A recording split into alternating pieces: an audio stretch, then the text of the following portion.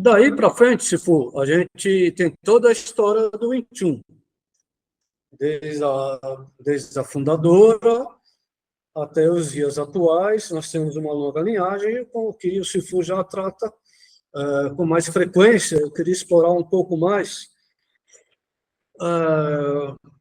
começar a introduzir aqui, pra gente, porque eu estou querendo chegar no programa Maya Wing Chun, para a gente explorar um pouco esse elemento que eu acho de um tesouro, não sou só eu que acho.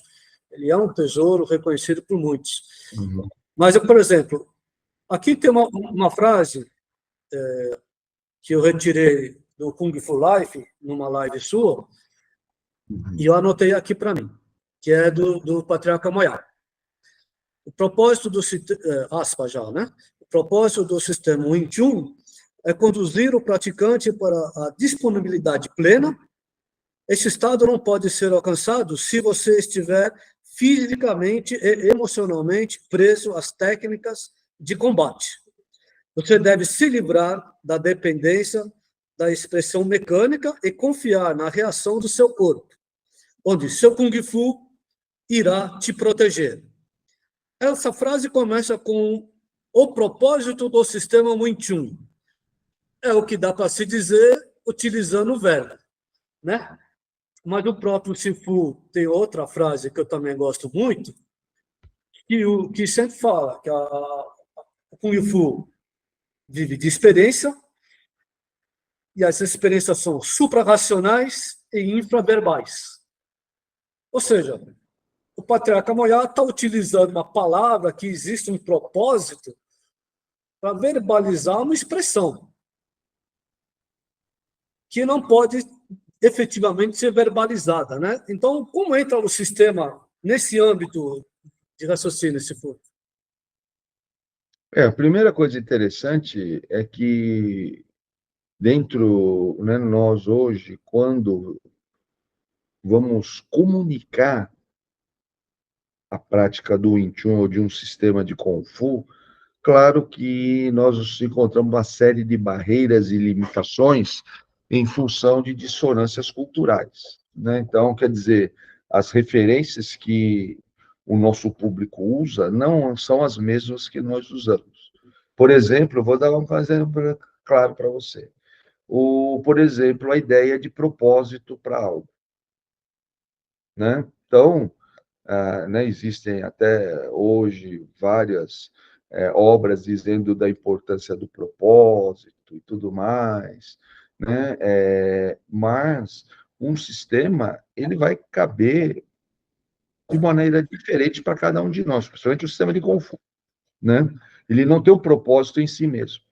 Mas você falou, mas o Patriarca, o que ele está falando? Ele está falando de um processo de relaxamento e disponibilidade plena, né? Quer dizer, essa tradução, inclusive, é minha, porque ele fala mais de relaxamento, mas lembrando que quando nós falamos Patriarca Mulher, ele tem uma limitação no linguajar, porque o inglês é a sua segunda língua, né? E quando nós falamos de relaxamento, né, ou de disponibilidade plena, eu vou até tirar aqui minha câmera, porque eu estou no meu escritório, e aqui... O que aconteceu? Deixa eu ver se eu consigo ver aqui. Estamos aqui, ó. Vou mostrar aqui para quem está nos vendo. Isso aqui que é uma recomendação do Patriarca Mulher para que ele fala assim, né, Yasan, né, Hyundai, para você colocar do lado direito, né, do seu lado direito. O que quer dizer lado direito? Estou aqui, você vê que a placa está exatamente do meu lado direito, justamente que eu fiz isso literalmente, não precisa fazer literalmente, porque quer dizer, é uma coisa importante que você não deve esquecer. Mas que eu coloco exatamente do meu lado direito aqui, ó, né? Todos os meus escritórios onde eu vou, essa placa me acompanha do meu lado direito. E na placa está escrito coração búdico, ou seja, Fatsan, né? Ou seja, Fat de Buda e San de coração. E o que quer dizer isso, Fatsan? Quer dizer a disponibilidade plena. Quer dizer, não importa o que aconteça, porque esse é a busca de todos nós. O jeito que você quer fazer, não, tá bom. Ó, quer desse jeito? Tá bom. Quer de outro jeito? Tudo bem. Mas por que que a pessoa... É porque ela é boazinha? Porque ela aceita tudo? Não, porque ela tem recurso. Ela tem recurso suficiente para lidar com qualquer circunstância. Esse seria o estado de humanidade ideal, porque você tem condições de o quê? De se integrar com o outro. E aqui o patriarca Buiá, ele coloca um adendo, onde ele fala o seguinte, que o nenê vermelho também é o quê? Aquele que vai ter o Punsan. O Punsan é a consciência fundadora. Quer dizer, todos nós, seres humanos, temos essa consciência fundadora para que nós nos tornemos pessoas, com as nossas vocações, com as nossas particularidades e potencialidades desenvolvidas no mais alto nível. Só que quantos seres humanos se tornam pessoas? E quantos seres humanos são inibidos da sua humanidade? Não ouvem o outro, têm dificuldade de se comunicar. Então, tudo isso tem a ver com essa ideia de Fatsan, tem a ver com essa ideia de disponibilidade plena, que quer dizer, o que quer dizer o propósito do Wing Chun, a disponibilidade plena? Que pode ser qualquer coisa, porque para mim estou aberto a tudo. Então, a partir do momento que eu alcanço esse estado, eu não preciso mais ficar apegado a questões mecânicas corporais ou técnicas, né? Porque eu só tenho que confiar no Kung Fu. Só que alcançar esse estado não é um estado mágico ou um estado que você vai alcançar simplesmente rezando dentro de um contexto não religioso, mas no contexto de uma prática, porque as pessoas ficam só lá na sua meditação, etc. Não, elas têm, aqui existe um sistema para que isso aconteça. Eu não sou contra a reza, né? Eu acho que as pessoas podem rezar, podem orar, é uma maneira de meditação. Porque a ideia toda é entrar no estado meditativo. E você pode entrar nesse estado dessa maneira. Mas quando nós estamos falando do sistema Wing Chun, nós temos os nossos próprios meios para que isso aconteça. Que é através do quê? Dos Jiu-Seks, ou seja, de dispositivos corporais de combate simbólico que vão nos levar a isso. Só que eles não vão levar isso por meio de uma mágica ou de qualquer coisa nesse sentido. É através de ordenamentos estratégicos muito bem delimitados, né, manifestado através de 3 fases, Sao Paulei, dentro de 6 domínios, do Sionintal até o Pachamtol, como você bem sabe, que é o que caracteriza o sistema índio. Aqui tem uma frase do patriarca também, Moyá: vida Kung Fu é a vida que tem Kung Fu dentro dela. Uhum. E isso, aí, Sifu falou Fatsan e Sanfa é a mesma coisa, invertida, como que é? Não. Fat San, né? Fat é Buda, tá? San, Por exemplo, coração. quando você fala de budismo, você fala de, né? Fat Cow, quer dizer, budismo, né? Aí, quando você fala de Fat Sam, Sam aqui é coração, é o mesmo coração de Samfat. Só que Fat aqui é método, né? Então é diferente. Tá? Então Fat Sam é uma coisa, Fat Sam é outra coisa, e Fat Sam, que é a cidade de Buda, a montanha de Buda, é outra cidade, é outra coisa, né? O que o Sifu está trazendo, nós conhecemos já, o Sifu discorre frequentemente, o Sao Paulei. Exato. que é o que o Shifu estava descrevendo agora. Que ele, Sim. pela denominação Moyá, o compromisso de entrega disso é pela vida Kung Fu. Exato. Sanfa. Certo? E esses níveis, como o Shifu estava trazendo,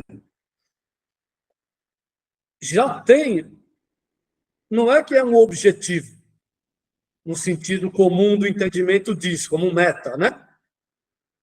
Sim. Mas é uma referência que essa disponibilidade ela vem através do sanfa, do convívio com a vida Kung Fu, que o sistema oferece através de uma transmissão qualificada. E o lei, que é isso que o Shifu, segundo eu estou entendendo, que essa disponibilidade já pode estar, ou já está em algum momento, desde o início, porque é da natureza do ser humano, no princípio. E que isso aí vai ser. Já está lá, quer dizer, não é aquela fase, vou ganhar um degrau, depois vou ser evoluído, depois me tornei mestre, porque eu cheguei ali e conquistei fases.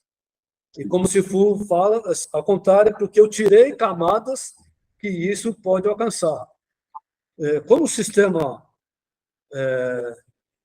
pode oferecer isso com Sanfa, Bom, primeira coisa, de forma temos sistêmica. que lembrar que existem autores, inclusive, que caracterizam a grande contribuição de Bodhidharma lá no monastério Siulan, que nós falamos lá atrás, à introdução do Sanfa.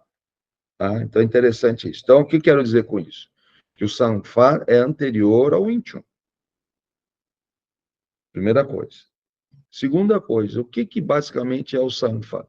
Você falou que vida Kung Fu é uma vida repleta de Kung Fu, não é?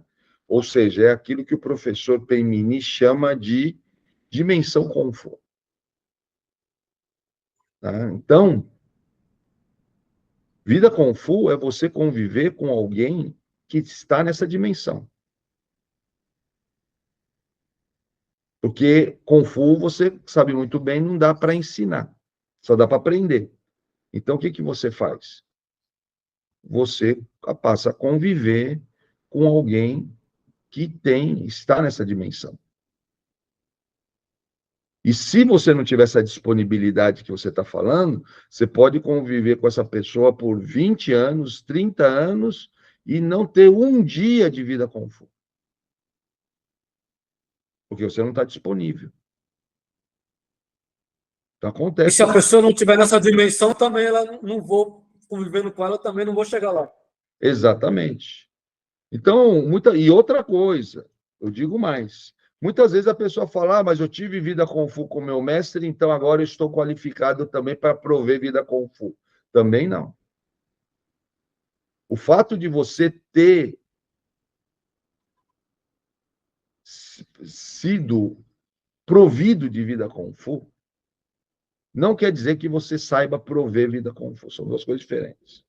Agora, uma coisa eu quero te dizer. Uma pessoa que nunca vivenciou essa experiência, ou seja, nunca lhe foi provido vida Kung Fu, ele não tem condições de prover vida Kung Fu absolutamente. Nunca vai conseguir prover. Não adianta eu querer, por exemplo, aprendi por livro sobre exemplos de vida Kung Fu e agora, então, eu vou prover pessoas por vida Kung Fu. Sem chance. Ele tem que ser vivencial. Esse processo teve que ser vivencial. Né? Agora, o fato de eu ter sido provido de vida Kung Fu pelo meu mestre também não quer dizer que eu automaticamente sei prover vida Kung Fu.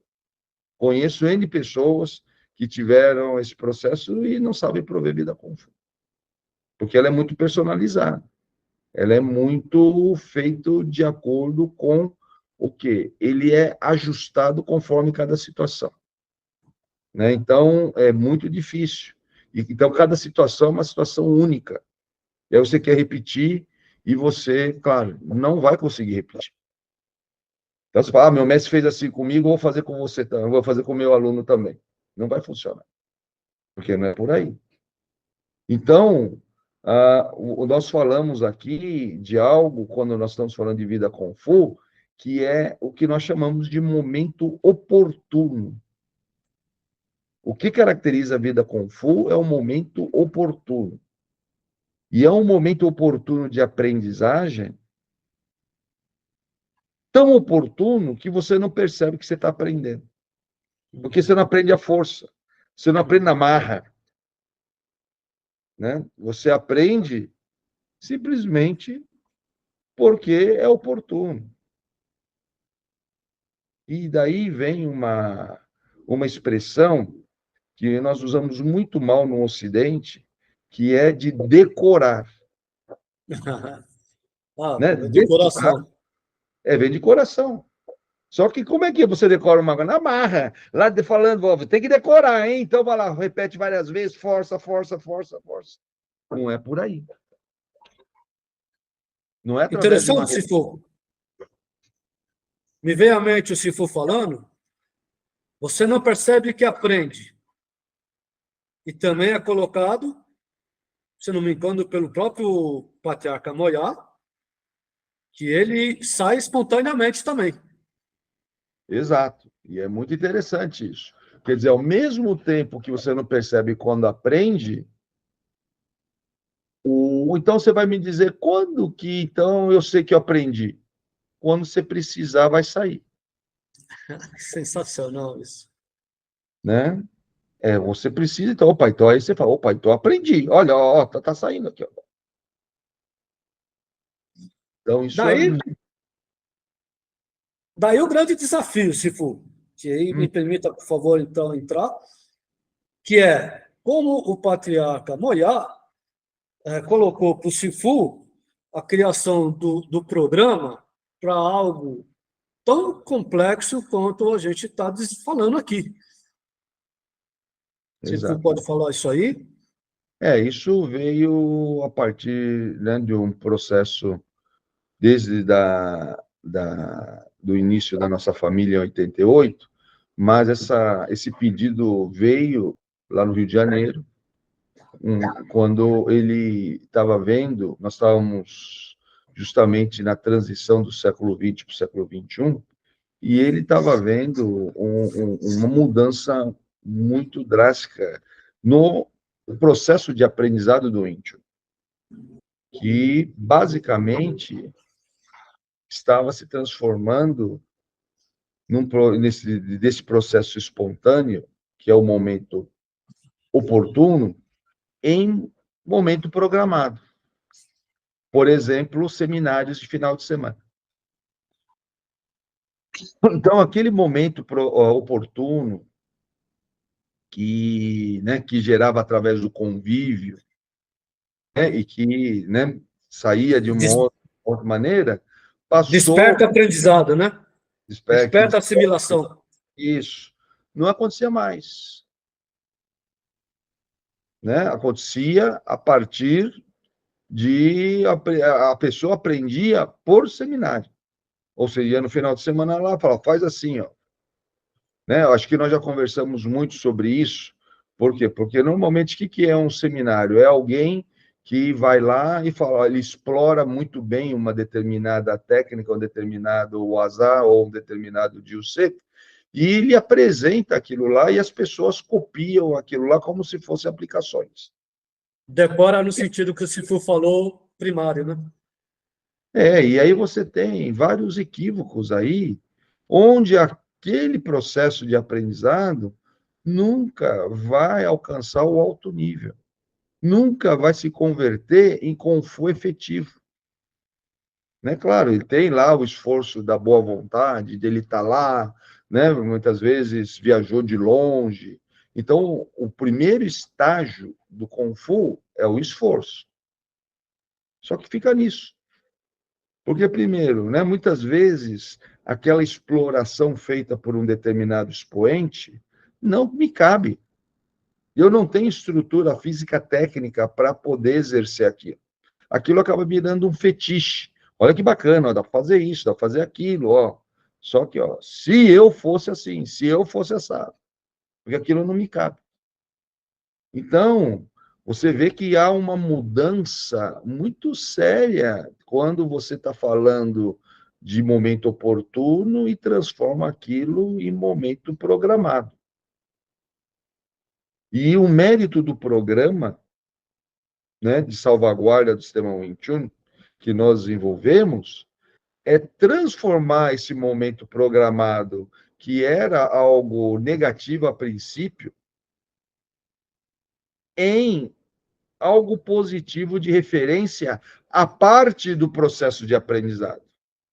Você não vai aprender no momento programado, claro que não, mas é a partir do momento programado que você tem acesso ao sistema. E como é que você tem acesso ao sistema? A partir dos respectivos marcos de cada domínio. Cada domínio tem sua natureza, cada domínio, portanto, tem marcos característicos dessa natureza, e no momento programado de acesso, você acessa o quê?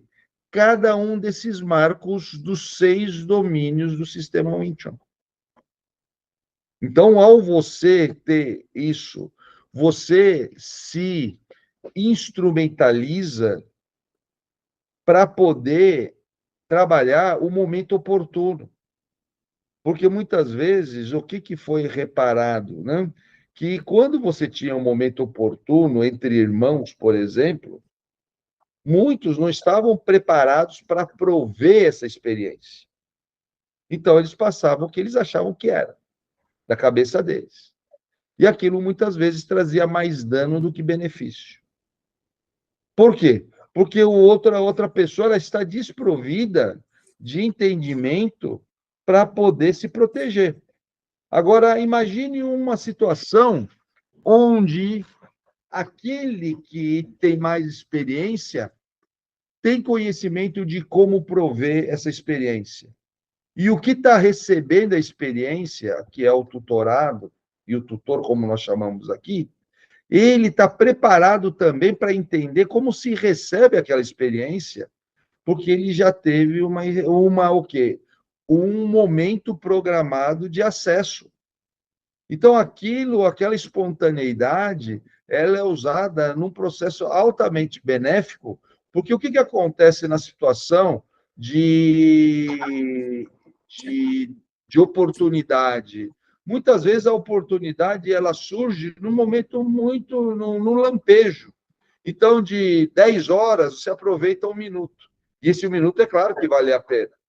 Mas e se nós não temos 10 horas? Se nós temos apenas 1 hora, então aquele momento de 1 minuto nunca vai acontecer.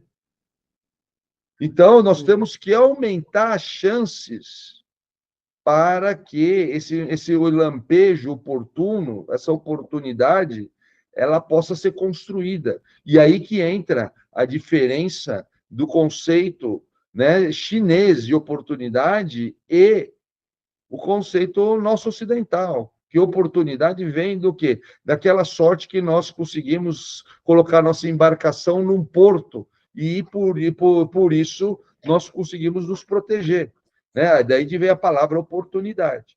No entanto, na noção chinesa, no pensamento clássico chinês, a oportunidade ela é construída. Então, quer dizer que nós podemos construir a oportunidade a partir do momento programado de acesso, que onde cada pessoa que nós aceitamos na nossa família, porque isso é muito importante, né? Você não aprende Kung Fu, um sistema de Kung Fu, você acessa o sistema de Kung Fu, melhor dizendo, né? Numa escola. Porque a escola ela é muito generalizada, muito generalista e pouco pessoal. Para isso, você precisa entrar numa família Kung Fu. Você precisa ser aceito numa família Kung Fu. A partir de um pedido seu.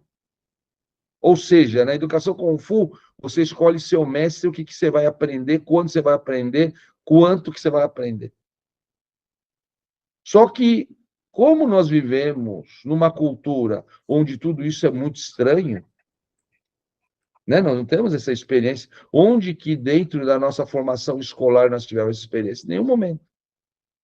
Você não escolhe o professor, você não escolhe a matéria que você vai aprender, você não escolhe quanto tempo você vai ficar aprendendo, você não escolhe o tipo de coisa que você vai aprender, você não é respeitado no tempo de aprendizado, porque você tem a prova semestral ou trimestral. Quer dizer, você tem que aprender naquele período, e se você não aprender, você é considerado mau aluno.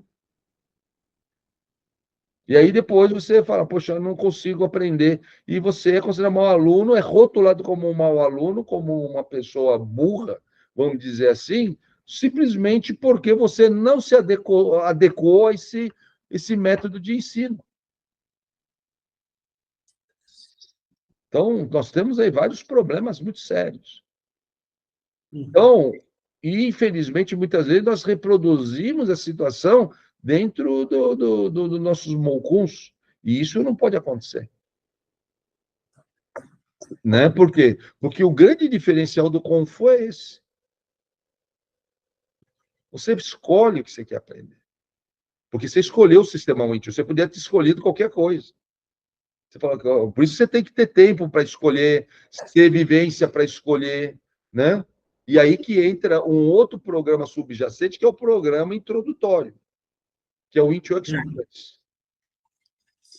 Extraordinário. Né? Para poder preparar essa pessoa para entender o que é isso.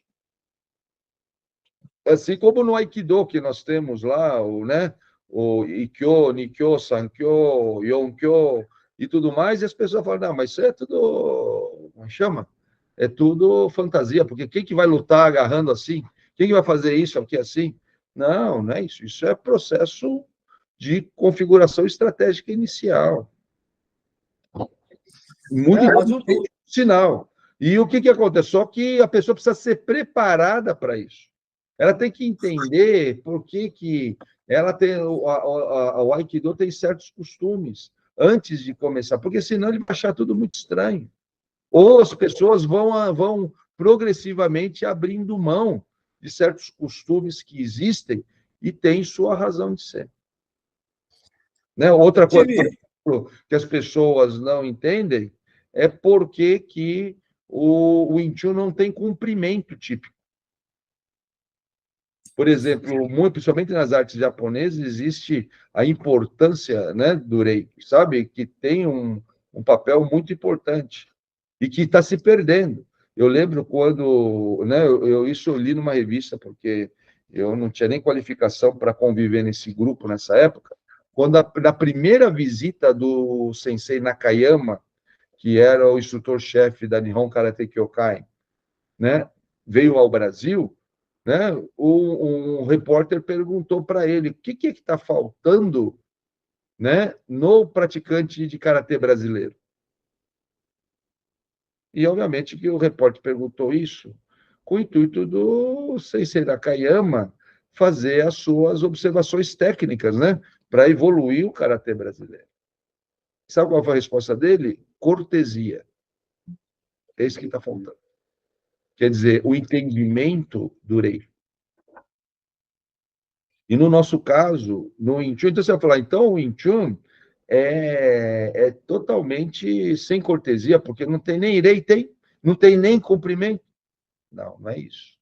Se você conhece muito bem, os praticantes de Wing Chun são extremamente corteses e educados, porque não existe uma formalização para isso. Entendeu? A forma mais complexa que é o silêncio. Então, existem outras maneiras. Porque o rei não tem só a função de ser cortês.